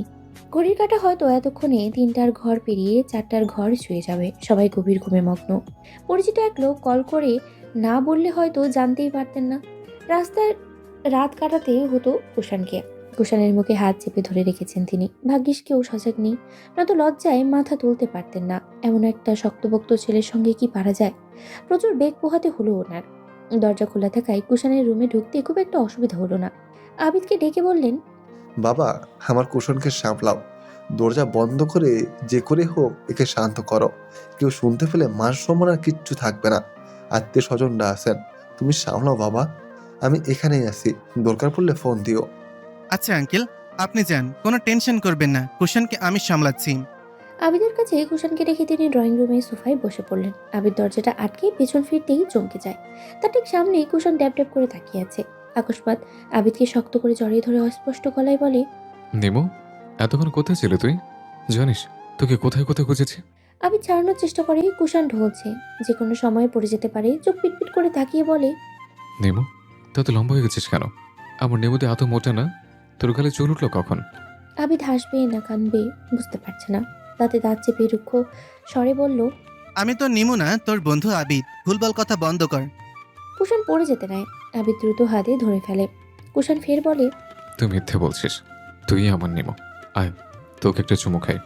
আবিদ জিভ কেটে কাঁদো কাঁদো ফেস করে বলে, ছি দোস্ত, আমি তোর বন্ধু আবিদ, তোর নিমু নই, ভালো করে দেখ। কুষাণ ঠোঁট এগিয়ে নিতেই আবিদ দূরে চলে যায়। অনুরোধ করে, আস্তাগফিরুল্লাহ দোস্ত, আমার সতীত্ব নষ্ট করিস না প্লিজ। লাবণী জানতে পারলে আমাকে কখনো বিয়ে করবে না। দোস্ত, তোর পায়ে পড়ি, আমার কাছে আসিস না। কুষাণ দড়াম করে পড়ে যায় মেঝেতে। মাথায় ব্যথা পেয়েও কোনো শব্দ করে না। আবিদ হকচকিয়ে ওঠে, দ্রুত তোলে কুষাণকে। দোস্ত, আবার বলছি, আমি তোর বন্ধু আবিদ। উল্টাপাল্টা কথা বন্ধ কর, আয় চল ঘুমাই। কুষাণ চোখ ছোট ছোট করে তাকিয়ে বলে, তাই তো বলি, ওই হারামজাদাটা এবার ডেট ফিল মত দেয়নি তো? কুষাণকে ঠেলে ঠুলে ধরে ধরে জানলার পাশটাতে নিয়ে মেঝেতে বসালো। আকস্মাৎ কোনো কারণ ছাড়াই কুষাণ অঝরে কেঁদে দিল। জীবনের প্রথমবার নেশা করায় খুব ভালো মতোই মাতাল হয়েছে। হাউমাউ করে কাঁদতে কাঁদতে বলছে, আমার নিমোকে ডেকে দে, আমি আমার নিমোর কাছে যাব। ও নিমো, কোথায় তুই? এই শাল আমাকে আটকে রেখেছে, আমাকে বাঁচা যান। উঠে চলে যেতে চাইলে আবিদ আবারও কুষাণকে আটকে দেয়। হতাশার নিঃশ্বাস ত্যাগ করে বলে, তাহলে এটাই ছিল তোর ইম্পর্টেন্ট কাজ? আমাকে না নিয়ে একা একা চলে গেছিস, আর এখন মদ খেয়ে এসে মাতলামো করছিস? তুই এসব খেতে গেলে কোন দুঃখে? আমার উপর ভরসা করতে পারিসনি? তুই না বলেছিলি শাফিনের কাছে যাবি? কুষাণ দেয়ালে হেলান দিয়ে মাত্রই বসেছিল। শাফিনের নাম শুনতেই তড়াক করে তাকালো। রক্তিম চোখে শুলের মতো তীক্ষ্ণ দৃষ্টি তাক করলো আবিদের উপর। আমার নিমো কই? ওই শাফিনা নিয়ে যায়নি তো? নিমো, আয় নিমো, আয়, ছাড় তো আমাকে, যেতে দে। শাফিন নাকি মেরে ফেলবো। আবিদ ঠোঁট টিপে হাসে। তোকে যেতে দিলে কি করতে পারবি? আজ না হোক কাল শাফিন তো তোর নিমুকে নিয়েই যাবে। কুষাণী নড়বড়ে অবস্থাতেই রেগে যায়। শরীর কাঁপে তার। নেশাগ্রস্ত অবস্থাতেই রাগের তোপে হুঁশ হারিয়ে কুষাণ বলে ওঠে, ওই শাফিনটারে এমন জায়গায় লাথি দিব যেন কলিকাতা হারবালোর শ্যাটা দিয়ে ভুইরা দিলেও বউকে খুশি করতে না পারে। কুষাণের কথা শুনে আবিদের চোখ দুটো বড় বড় হয়ে যায়। নিজের কানকেই সে বিশ্বাস করতে পারছে না। পর মুহূর্তেই শয়তানি হাসি দিয়ে বলে, সাব্বাস বেটা, এই না হলে আমার বন্ধু। শোন, পুরুষ মানুষের প্রথম ভালোবাসা হলো গালি, আর দ্বিতীয় ভালোবাসা হলো বউ। বউ ছেড়ে গেলেও কিন্তু গালি ছেড়ে যায় না। গালি আবিষ্কার না হলে রাগে কন্ট্রোল হারিয়ে এতদিনে কোটি কোটি খুন মার্ডার নিউজ পেপারে ছাপা হতো। তাই সমস্ত পুরুষ যাদের স্লোগান হওয়া উচিত, গালি আছে যতদিন বেঁচে থাকবো ততদিন। শরীরের সমস্ত ভার ছেড়ে দিয়েছে মেঝেতে। কুষাণ চোখ বুঝে নিষ্প্রাণ হাসে। কি বুঝে হাসলো সে নিজেই জানে না। খানিকক্ষণ চুপ থেকে থাকার পর আবিদ ডাকলো, কুষাণ, এই কুষাণ, ঘুমিয়ে পড়লি নাকি? কুষাণের কোনো সারা শব্দ নেই। সত্যি ঘুমিয়ে পড়েছে। দীর্ঘশ্বাস ফেললো আবিদ। এত বড় বলিষ্ঠ দেহটাকে বিছানায় টেনে তোলা সম্ভব নয়। তাই দুটো বালিশ নিয়ে মেঝেতেই শুয়ে পড়লো কুষাণের সাথে। জনসমাগমে অতিরিক্ত শব্দে মাথা ধরেছে নমিতার। এমনিতেও ঘুম হয়নি তার। দুশ্চিন্তায় এক রাতেই যেন চোখের তলানিতে দাগ পড়ে গেছে। চাহনিটা কেমন যেন নিস্তেজ। রং হারানো মুখ তুলে ফোনের উপরে ভেসে থাকা মেসেজটা দেখলো। শাফিন মেসেজ দিয়েছে, নমিতা ছোট্ট করে রিপ্লাই দিয়ে উঠে পড়ল। চারতলা বাসায় সাজসজ্জা এখনো চলমান। কিছুক্ষণ পায়চারি করে সোজা ঢুকে পড়ল রান্নাঘরে। রান্নাঘরে তখন মাহমুদা বেগম, কুষাণের এক মামি আর কাজের মহিলাটা ছাড়া কেউ নেই। নমিতাকে দেখা মাত্রই তৎক্ষণাৎ মাহমুদা বেগম মৃদু হেসে বললেন, তুই হঠাৎ রান্নাঘরে এলি যে? হ্যাঁ জেঠিমা, মাথা ধরেছে তাই কফি বানাতে এলাম। কফি পাউডার কোথায় রেখেছো বলো তো? হাত ঝেড়ে উঠে দাঁড়ালেন মাহমুদা বেগম, বললেন, দাঁড়া, বের করে দিচ্ছি। কিঞ্চিত সময় পর রান্নাঘরে প্রবেশ করে কাইফা। চোখে মোটা ফ্রেমের চশমাটা ঠেলে ঠিক করে নিয়ে ব্যস্ত গলায় তার মাকে প্রশ্ন ছুড়ে দেয়, মা, লেবু আছে ঘরে? মাহমুদা বেগম বেসিনে মাংস ধুতে ধুতে গম্ভীর স্বরে বললেন, আমি জানি না, খুঁজে দে। কাইফা ফ্রিজ খুলে একটা মাত্র লেবু পড়ে থাকতে দেখলো। সেটাই হাতে তুলে নিয়ে পরিষ্কার স্বচ্ছ একটা গ্লাসে অর্ধেক অংশ পানি ভর্তি করে কিচেন ক্যাবিনেটের উপরে রাখলো। কাইফার এমন ছোটাছুটি দেখে নমিতার মনে কৌতূহল জাগে। আগ্রহ সুলভ জিজ্ঞেস করে, শরবত বানাচ্ছিস কার জন্য? কাইফা বলে, ভাইয়ার জন্য। ভাইয়ার লেবুর শরবত বানাতে বলেছে। কুষাণের কথা উঠে আসতেই কম্পিত হয় হৃদয়। নমিতার কর্মরত হাত থেকে থেমে যায় নিমিষে। খানিক সময়ের জন্য মনোযোগ ছিটকে পড়ে অন্য খাতে। মনে পড়ে গতকালের কথা। মনের মধ্যে এক অজানা টান কাজ করে তার। কাইফার মুখের দিকে তাকিয়ে শান্ত গলায় বলে, তুই যা, আমি বানিয়ে দিয়ে আসছি। তোমাকে বানাতে হবে না আপু, ভাইয়া এক্ষুনি নিয়ে যেতে বলেছে। জানোই তো ভাইয়া রাগ, পরে আমাকে ধমক খেতে হবে। সময় ব্যয় না করে কাইফার হাত থেকে ছুরিটা নিজের হাতে নিয়ে নেয়। মৃদু কাপা কণ্ঠে বলে ওঠে, চিন্তা করিস না, আমি এক্ষুনি দিয়ে আসবো, তোকে ধমক খেতে হবে না। কাইফা ভাবুক দৃষ্টি মেলে স্থির দাঁড়িয়ে রইল। অবাক চোখে বলল, তুমি নিয়ে যাবে? আচ্ছা, শরবতে কিন্তু চিনি দিও না, তেতো ভাবটা যেন গাঢ় হয়। আমি আসি তাহলে। রান্নাঘর ছেড়ে চলে গেল কাইফা। নমিতা শরবতটুকু রেডি করে পা বাড়ালো কুষাণের রুমের উদ্দেশ্যে। ড্রয়িং রুমে পায়চারি করছে সীমা। সীমা সম্পর্কে কুষাণের মামাতো বোন। সে ছোট থেকেই কুষাণকে অন্য নজরে দেখে। যখনই কুষাণদের বাসায় আসে বা কুষাণ তাদের বাড়িতে যায়, তখন সে ঝুকঝুক করে কুষাণকে দেখে। জুৎসই অজুহাতের অভাবে এখনো কুষাণের ধারের কাছে ঘেঁষতে পারেনি। নমিতাকে শরবত নিয়ে যেতে দেখে সীমা মুচকি হাসি দিয়ে বলে, আপু, কোথায় যাচ্ছ? নমিতা মৃদু হেসে বলে, কুষাণ ভাইকে শরবতটা দিতে যাচ্ছি, তোমার সঙ্গে এসে কথা বলবো। ওহ, সমস্যা নাই আপু, আমি তোমার সাথে যাই। নমিতা চলন্ত পা দুটো থামায় না। তার কাছে কিছু একটা গড়বড় মনে হলেও মুখ ফুটে বলে, আচ্ছা আসো। সীমার মনে দিল্লিকার লাড্ডু ফুটেছে। হাত দিয়ে কিছু চুল বুকের একপাশে এনে রাখলো। ঠোঁটে কড়া করে গোলাপি লিপস্টিক, পরনে টপস আর লেগিংস। নমিতা ধীর পায়ে কুষাণের কাছে দাঁড়ালো। নত মাথায় বেডের কিনারে চোখ বুজে বসে আছে কুষাণ। ভেজা চিপচপে চুল বেয়ে টপটপ করে পানি পড়ছে। কাপা কাপা ঠোঁটে আওড়ালো, কুষাণ ভাই। কুষাণ চোখ মেলে তাকায়। একজোড়া পায়ে চোখ আটকায় তার। নমিতার পায়ে তার দেওয়া পায়েল। শান্ত চোখে তাকায়। নমিতার হাতেও তার দেওয়া ব্রেসলেট। কোনো আওয়াজ না করে শরবতের গ্লাসটা হাতে নিল। নমিতাকে ডিঙিয়ে সীমার সামনে এসে লাজুক হেসে বলে, কেমন আছো ভাইয়া? কুষাণ সঙ্গে সঙ্গে জবাব দিল না। ঢকঢক করে শরবতটুকু সাবার করে বলল, ফাইন। নেমো, গ্লাসটা নে। নমিতা গ্লাসটা নিয়ে বেরিয়ে যাবে তখনই জেরিন ঢুকলো ঘরে। উত্তেজনায় দ্রুত পায়ে এসে কুষাণের সাথে বসে দুই হাত মিলে হালকা জড়িয়ে ধরে কুষাণকে। তার কণ্ঠে উচ্ছ্বাস, কুশ, মেরা দোস্ত, তোর জন্য দারুণ একটা সুখবর এনেছি। এমন একটা নিউজ কালেক্ট করেছি যেটা তোর। তখনই বুঝতে পারে এখানে আরও দুইজনের উপস্থিতি আছে। তাকায় নমিতা আর সীমার দিকে। সঙ্গে সঙ্গে আবিদও বের হয় শাওয়ার নিয়ে। কুষাণকে ছেড়ে অপ্রস্তুতভাবে হাসলো জেরিন। নমিতাও মৃদু হেসে দ্রুত ঘর ছাড়ল। সীমা মুখ কুমড়ো করে নমিতার পেছন পেছন গেলেও আবার পেছন ফিরে তাকালো। বেচারির ভেতর ভেতর হয়তো জ্বলন হচ্ছে। ওরা যেতেই কুষাণ ঝাড়া মেরে উঠে পড়ে। প্রজ্বলিত দৃষ্টিতে জেরিনের দিকে তাকায়। ওভাবে দৌড়ে এসে জড়িয়ে ধরলি কেন? আমি কি তোর বাপ লাগে? তুমি কি মনে করলে বলতো? সরি দোস্ত, এক্সাইটমেন্টে কি করতে গিয়ে কি করে ফেলেছি খেয়াল ছিল না। এসব ছাড়, যে যেটা মনে করতে চায় তাকে সেটা মনে করতে দে। আগে শোন আমার কথাটা। পশ্চিম আকাশ রাঙা হয়ে উঠেছে সূর্যের শেষ আলিঙ্গনে। আধো আলো আধো আধার বিরাজ করছে চারিপাশে। তবে ছাদ একদম আলোকিত, কৃত্রিম আলোয় সজ্জিত। সবাই সাজগোজ করে এসে স্টেজে ছবি তুলছে। সকলেই মধ্যমণি নমিতা। কিঞ্চিত সময় পর আগমন হলো কুষাণের। হাতে একটা ব্যাগ, হাসি খুশি মুখ তার। ডাকলো কাইফাকে। এই কাইফা। উচ্চস্বরে মিউজিক বাজানোর কারণে সেইটা কাইফার কান অবধি পৌঁছায় না, তাকায়ও না একবার। অগত্যা কুশানি গেল স্টেজের দিকে।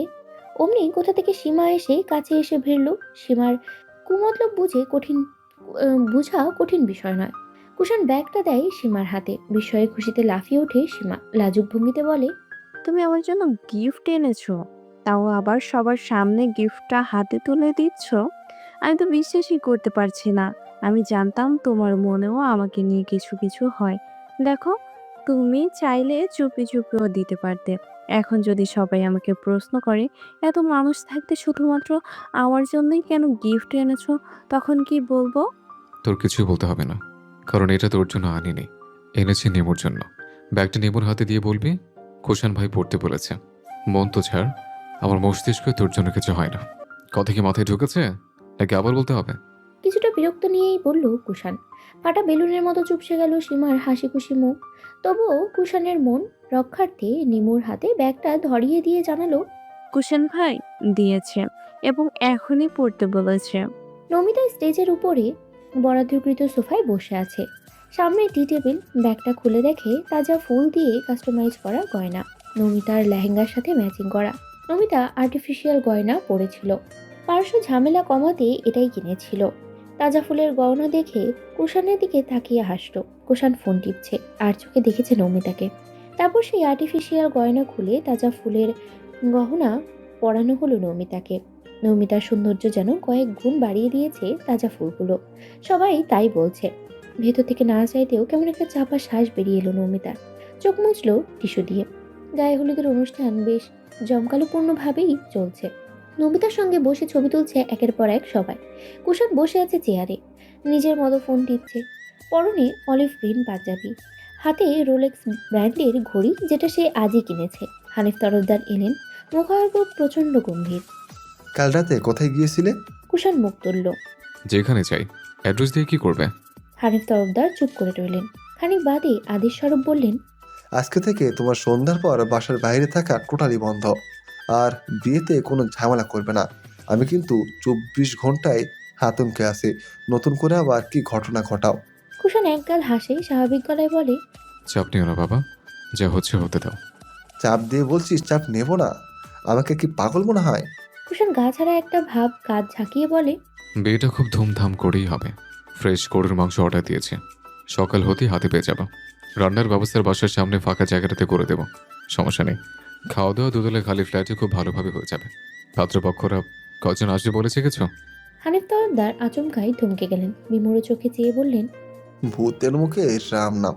তোকে কিচ্ছু করতে হবে না বাবা, তুই শুধু আমার মান সম্মানটা ডোবাস না, তাহলেই হবে। ভালো মেয়ে দেখে 2-3 মাসের মধ্যেই তোর বিয়ে দেব, দেখিস। কুশান শান্ত দৃষ্টি মেলে তাকায়। মুখশ্রী জুড়ে কালো মেঘের ছায়া। বিরস মুখে বলে, চিন্তা করো না বাবা, আমার লাশের খাটিয়া তোমার কাঁধে উঠলেও তোমার মান সম্মানে এক চুল আঘাত আসবে না। সব কলঙ্ক আমার কাঁধে শোভে নেব। হানিফ তরফদার থমকে গেলেন, কিছু বলার ভাষা খুঁজে পেলেন না। আর এক মুহূর্ত বসে না থেকে উঠে পড়ে কুশান, চলে যেতে নেয়। ঠিক তখনই শাহনাজ বেগম জোরে হাঁক ছাড়লেন, বাবা কুশান, কোথায় যাচ্ছ? এখানে এসো। নিমুর সঙ্গে ছবি তুলবে না? নিমুকে ডাকছে তোমায়। কুশান এক পলক তার বাবাকে দেখে চলে গেল স্টেজে। ফটো উঠানোর এক ফাঁকে নমিতা ধীর কণ্ঠে জিজ্ঞেস করে, আবিদ ভাইয়া কোথায়? ওনাকে তো দেখিনি, দেখছি না যে। কোন একটা কাজে আটকা পড়েছে। কেন, তাকে দিয়ে কি করবে? কিছু করব না, জাস্ট এমনি জিজ্ঞেস করলাম। তাড়াতাড়ি অনুষ্ঠান শেষ কর, নয়তো কৌশলতে দেরি হয়ে যাবে, তখন আমার জ্বর বাঁধাবি। নমিতা সরু চোখে তাকায়, কণ্ঠে দুষ্টুমির রেশ। হ্যাঁ, জ্বর হলে হবে, তাতে তোমার কি? কুশান বাঁকা হাসে, দৃষ্টি ক্যামেরার দিকে রেখেই বলে, আমার আবার কি হবে? তোকে মারামারি বিদায় করতে পারলেই বাঁচে। আকস্মিক এক খাবলা হলুদ মাখিয়ে দেয় নমিতার গালে। হতভম্ব হয়ে যায় নমিতা। হতবাক চোখে তাকায় মাহমুদা বেগমের দিকে। ফের দৃষ্টি ঘুরিয়ে ঝাঁঝালো কণ্ঠে বলে, এটা কি করলে তুমি? এখানে অনেকের সাথে ফটো তোলা বাকি, তুমি হলুদ কেন মাখালে, তাও আবার মেকআপের উপর? কুশান জিভ কাটে। এমন একটা ভাব করে যেন সে ভুল করেই হলুদ মাখিয়েছে। নিজের দোষ ঢাকতে বলে, তো হলুদের অনুষ্ঠানে হলুদ মাখাবো না, তাহলে সামনে ডেকেছে কেন? মাহমুদা বেগম বললেন, তাই বলে তুই এভাবে হলুদ মাখাবি? হলুদের বাটিটা তো ফটো তোলার জন্য রাখা হয়েছে, গোসলের সময় মাখানো হবে। তাছাড়া এতক্ষণ কাউকে হলুদ লাগাতে দেখেছিস? কেউ লাগাই বলে যে আমিও লাগাতে পারবো না, এমনটা তো কোথাও লেখা নেই মা। তাড়াতাড়ি গোসল শেষ করো, বেশি রাত হলে অসুস্থ হয়ে যাওয়ার সম্ভাবনা আছে, পরে আবার ঝামেলা বাড়বে। কুষাণ উঠে যেতে নিলে নমিতাও এক খাবলা হলুদ মাখিয়ে দেয় কুষাণের গালে। রাগে ফুঁসছে নমিতা। কুষাণ আলতো হেসে নমিতার কানের কাছে গিয়ে বলে, আর একটু ভালো করে লাগিয়ে দে, কারণটা কাল বলবো। নমিতা দাঁত কিড়মিড়িয়ে বলে, তুমি যাবে এখান থেকে? কুষাণ নাক উঁচু করে বলল, যাচ্ছি। সব ঝামেলা চুকিয়ে রাত 12টা নাগাদ নমিতার গোসল শেষ হয়। কিন্তু বিপত্তি বাদে নমিতাকে কে কোলে করে নিয়ে পার্টিতে বসাবে? কাইফা গেল কুষাণকে ডাকতে। কুষাণ কারোর সাথে ফোনে কথা বলছে। নমিতার হাড়ে কাঁপন ধরেছে, জড়সড় হয়ে কাঁপছে অবিরল। নমিতার মামাতো ভাইয়েরা ছোট ছোট, খালাতো ভাই আছে দুটো। ওদের একজন নমিতার 1 বছরের বড়, আরেকজন কুষাণের সমবয়সী। ওদের মধ্যে থেকে একজন এগিয়ে এসে কিছু কথা বলতে যাবে, তখনই সবাইকে অবাক করে দিয়ে কুষাণ এসে চট করে কোলে তুলে নেয় নমিতাকে, যেন কোনো পুতুলকে কোলে নিয়েছে। হকচকিয়ে যায় নমিতা, তবে সবার সামনে তা প্রকাশ করে না। গুটিসুটি মেরে লুকিয়ে পড়ে কুষাণের বুকে। কুষাণ ঠান্ডা গলায় বলে, কোন রুমে নিয়ে যেতে হবে? কাইফা বলল, আমার রুমে নিয়ে যাও। কুষাণ সেখানে রেখে চলে যায়। বাসা থেকে বেরিয়ে রওনা হয় অজানা কোনো এক উদ্দেশ্যে। ভোর 4টা, চারপাশ নিস্তব্ধ নির্জন। ঘুম আর নিস্তব্ধতার গভীরে ডুবে আছে গোটা শহর। এ সময় সবার গভীর তন্দ্রাচ্ছন্ন। শাফিন কল করায় হঠাৎ নমিতার ঘুম ভেঙে যায়। কথা বলা শেষ করে নজর পড়ে মেহেদিরাঙা হাতের উপরে। রংটা দারুণভাবে ফুটে উঠেছে। হাতের রেখাগুলো যেন নতুন অধ্যায়ের সূচনা করছে, তবে হৃদয়ে স্মরণ করিয়ে দিচ্ছে অতীতের কথা। ধীরে ধীরে উঠে পড়ল। নিঃশব্দে কাইফার টেবিলের ড্রয়ার খুলে সে ডায়েরিটা বের করলো। সেই ডায়েরিটা 2টো পৃষ্ঠা এখনও পড়া বাকি। ফোনের লাইট জ্বালিয়ে খুব সতর্কভাবে পৃষ্ঠাটায় চোখ বোলালো। একটা চিঠি লেখা আছে। 7-5 না ভেবেই পড়তে শুরু করলো। আমার না হওয়া প্রিয়তমা, আজ তোমাকে এই নামে সম্বোধন কেন করলাম জানো? কারণ তুমি এখন অন্য কারো আমানত, অন্য কারো প্রিয়তমা। আমার কাছে তুমি অব্যক্ত প্রিয়তমা, যাকে এখনো জানাতেই পারলাম না আমার অনুভূতির কথা। তুমি আর আমার নেই ভাবতে আমার মস্তিষ্কের প্রতিটি কোষ অচল হয়ে পড়ে। কোনো শব্দ খুঁজে পাই না। আজ না হয় সম্বোধনে একটা চিঠি লিখলাম। জানি না এই প্রেমিক হৃদয়ের ব্যাকুলতা কখনো তোমার কাছে পৌঁছবে কিনা। জানি না কখনো তুমি আমার ভালোবাসার কথা জানতে পারবে কিনা। তবুও লিখছে, আজই হয়তো শেষ লেখা। অসমাপ্ত রয়ে যাবে ডায়েরিটা। আমি তোকে ঠিক কতখানি ভালোবাসি তা নিজে অনুমান করতে পারবি না, কারণ আমার ভালোবাসা এতটাই বিস্তৃত যে আমার অনুমান শক্তি তার কাছে ঠুনকো। আমি চিরকাল তোর প্রেমে পড়েছি, তোর প্রতি জন্মানো নিষিদ্ধ অনুভূতির মায়ায় পড়েছে, কিন্তু কখনো আমার মনের কথা জানাতে পারিনি। একবার জড়িয়ে ধরে তোর মসৃণ কপালে অধর ছোঁয়াতে পারিনি। পুকুর পাড়ে আমার হাতে লাগানো প্রিয় আম গাছটাকে সাক্ষী রেখে বলতে পারিনি জীবনের বাকি বসন্তগুলো আমার সঙ্গে কাটাবে, আমাকে একটু ভালোবাসবে। হয়তো অন্য আর 5টা স্বামী স্ত্রীর মতো কোমল হবে না আমাদের সম্পর্কটা। কিছুটা ঝগড়া, অনেকটা অভিমান, আর মাঝে মাঝে একটু আধটু মারামারি করে কাটিয়ে দেবে এই জনম। গ্রামের বাড়িতে গেলে তোর শখ পূরণ করতে মাঝরাতে ঘুম জড়ানো চোখে ভুট্টা চুরি করতে যাব। তোর টক খেতে ইচ্ছে হলে লাল পিঁপড়ে দংশনকে উপেক্ষা করে নির্দ্বিধায় উঠে যাব কাছে। বৃষ্টি নামলে নয় স্থানকাল পাত্র ভুলে কাঁথে চুরি চুরি করবো ওই দিনের মতো। মাঝে মাঝে তোকে ইচ্ছে করে বেশি করে ঝাল খাওয়াবো, তারপরে ঝালটুকু শুষে নেবো আমি। তুই কাঁদবি, আমার উপর রাগ করবি, এলোপাথের আঘাত করবি, আমি সেটা উপভোগ করব। তোর সব আবদার কখনো এক বাক্যে মেনে নেব না, কারণ জানিসই তো তোর সঙ্গে তার আমি করে যে সুখ পাই সেটা আর কোথাও পাওয়া যায় না। এভাবে না হয়ে জীবনটা কাটিয়ে দেব। জ্যোৎস্না রাতকে সাক্ষী রেখে বলবো, আমার বসন্ত রানী তুই আমার বউ হবি, বিয়ে করবি আমাকে।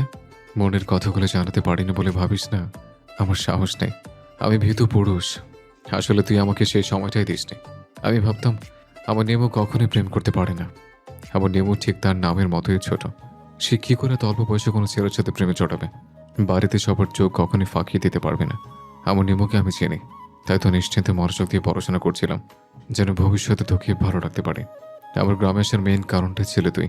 আমার লক্ষ্য ছিল যখন তুই অষ্টাদশী হবে বুঝবি ভালোবাসা কি, সংসার কাকে বলে, দুটো মানুষের অন্তরে মিলন কেমন হয়। তখন আমি তোকে হালালভাবে নিজের করে নেব। জানি আমাদের সম্পর্কের রসায়ন একটু ঝাঁঝালো, তবুও ঝগড়া মারপিট যাই করে না কেন একটা সময় সব ঠিক হয়ে যাবে। আর ঠিক না হলেও ক্ষতিকে আমি কোমলভাবে ভালোবাসতে পারবো না। আমার ভালোবাসার শাসন বারণ দুটোই আছে এবং থাকবে। কিন্তু যেদিন জানতে পারলাম আমার নিমো আমার নেই, শূন্য কারো মায়ে জড়িয়েছে, সেদিন ঠিক কী অবস্থা হয়েছিল আমার ভাবতেও পারবি না। তাই তো সেদিন সকালে তোকে অমন নির্দয়ের মতো মেরেছিলাম। তোর ব্যথায় ব্যথিত হয়েছে আমি, কিন্তু তুই আমার ব্যথা অনুভব করতে পারিস নাই। হয়তো বা ভেবে নিয়েছিলিস আমি একটা নিষ্ঠুর নির্দয় অনুভূতিহীন কাঠখোট্টা স্বভাবের মানুষ, কিন্তু আমি যে আগুনে পড়েছিলাম তা হয়তো আমার রুমে দেওয়াল ছাড়া আর কেউ জানতে পারেনি। এখনো পড়ছে, তিলে তিলে পড়ছে। 10 বছর বয়সে যখন জহির কাকার মেয়েকে গলায় দড়ি বেঁধে ঝুলে থাকতে দেখেছিলাম, তখন ভাবতাম ভালোবাসার জন্য মানুষ জীবন দেয় কেন, কি আছে এই ভালোবাসাতে। এখন সেটা হারে হারে উপলব্ধি করতে পারছি। আমাদের বাসায় থাকতে তোর নামে একটা গিফট পার্সেল এসেছিল। তোর পছন্দের কিছু উপন্যাসের বই, সেটা আমারই দেওয়া। অথচ তুই জেনেছিলিস ওই ছেলেটা তোকে দিয়েছে। আমার কাছে বেটার অপশনের অভাব ছিল না, কিন্তু ওই যে কথা আছে না, ছায়া পিছু ছাড়লেও মায়া ছাড়ে না, তেমনি আমি তোর মায়ায় পড়েছি। তোর নরম মোলায়েম গালে হাত তুলতে আমার বেশ লাগতো। এই সুযোগে ছুঁতে পারতাম তোকে। যদিও ব্যথা পেতিস, তবে ভালোবাসার জন্য একটু একটু স্বার্থপর হওয়াই যায়। আমিও স্বার্থপর হব, ভয়ানক স্বার্থপর। এই যে কলমের কালি ঢেলে কিছুটা লিখছে, এই সময়টা তো অবদ্ধ কিছু জলের ফোঁটা পাহাড়ি ঢলের মতো নামছে। হাত শিথিল হয়ে আসছে, অসার আসছে ক্লান্ত নেত্রহীন দেহটা। মনের সাথে যুদ্ধ করতে করতে অবশেষে তলোয়ারটি হারিয়ে ফেলেছে। আজকে একটা কথা ভেবে বড্ড আফসোস হচ্ছে জানিস। তোর উপর অভিমানের পাল্লা দিনকে দিন ভারী হয়ে যাচ্ছে, আক্ষেপ হচ্ছে বারবার। তোর মনে আছে নেমো, আজ থেকে প্রায় 5 বছর আগে আমরা নৌকা করে ঘুরতে গিয়েছিলাম। আমরা দুজন ঝগড়া করতে করতে হঠাৎ এক ঢেউয়ে নৌকা ডুবে যায়। আমি তখন সাঁতার জানতাম না, তুই আমায় বাঁচিয়েছিলি। সেই 12 বছরের কিশোরের চোখে আমাকে হারানোর ভয় দেখেছিলাম। সেদিন সিদ্ধান্ত নিয়েছে, বিয়ে করলে তোকেই করবো। হৃদয়ের অংশীদারত্ব কেবল তোর। আমার 15 বছর বয়স থেকে তোর প্রতি জন্মানো অনুভূতিদের নির্দিষ্ট নাম দিতে সক্ষম হয়েছিলাম সেদিন। তো আজকে মনে হচ্ছে জানিস, তুই আমাকে না বাঁচালেই বরং ভালো হতো। কেন বাঁচিয়েছিলে আমায়? কেমন ক্ষতি হতো যদি নদীর জলে ভেসে উঠতো আমার মৃত্যু লাশটা?